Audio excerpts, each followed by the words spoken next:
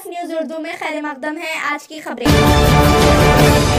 संगारेड्डी में कांग्रेस पार्टी कायदीन और कारकुनान ने TGIIC चेयरमैन निर्मला जग्गारेड्डी की क़यादत में तेलंगाना असेंबली में BC ज़ात की मरदमशुमारी BC रिजर्वेशन SC दर्जाबंदी का बिल पास किए जाने की खुशी में न्यू बस स्टैंड संगारेड्डी के रूबरू आतिशबाजी करते हुए मिठाई तकसीम की। इस मौके पर TGIIC चेयरमैन निर्मला जग्गारेड्डी ने मीडिया से बात करते हुए कहा कि कांग्रेस के साबिक़ सदर सोनिया गांधी और राहुल गांधी, मल्लिकार्जुन खड़गे और प्रियंका गांधी की क़यादत में तेलंगाना के असेंबली इंतखाबात में आवाम से किए गए वादे के मुताबिक BC ज़ात की मरदमशुमारी BC रिजर्वेशन SC दर्जाबंदी का बिल गुज़िश्ता रोज़ तेलंगाना असेंबली में पास किया गया है।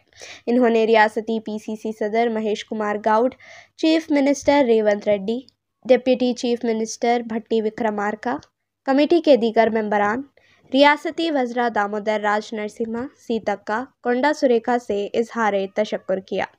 इस मौके पर कांग्रेस पार्टी कायदीन TPCC सेक्रेटरी तोपाजी अनंत किशन, कुनसंतु, अंजनेलू, साबिक़ रुकने बल्दिया सोहेल, सैयद आरिफ, फयाज, बब्बू, बाबा हाशमी के अलावा दीगर कांग्रेस कायदीन व कारकुनान मौजूद थे।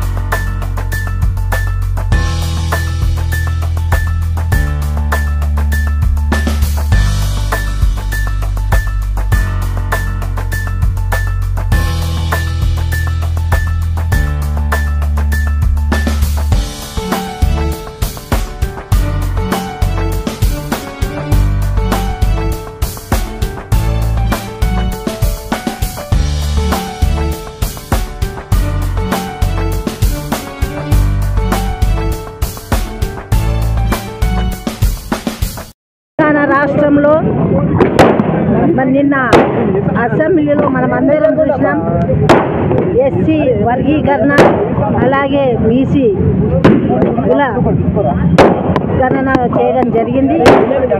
మరి ఇది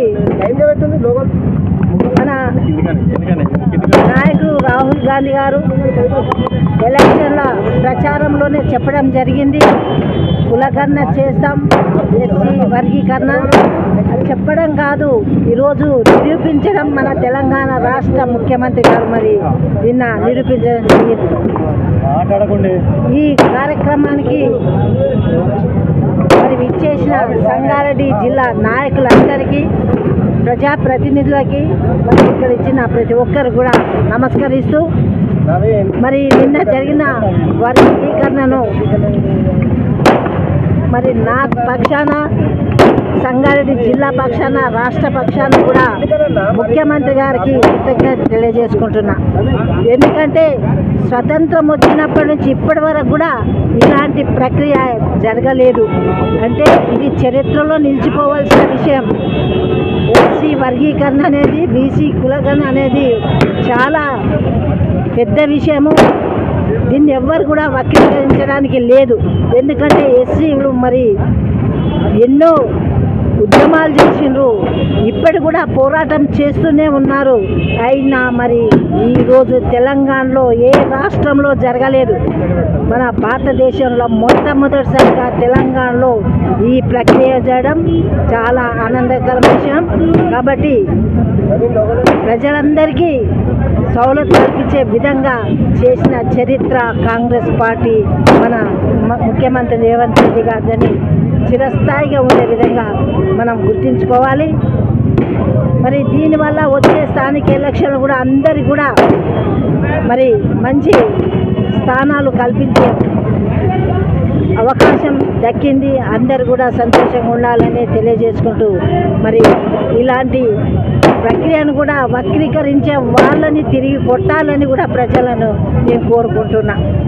చేసే వాళ్ళకే నిందలు వేస్తున్నారు. వాళ్ళు 10 ఏళ్ళు చేసినా వీళ్ళు 10 ఏళ్ళు చేసినా ఏది చేయలేదు తెలంగాణకి.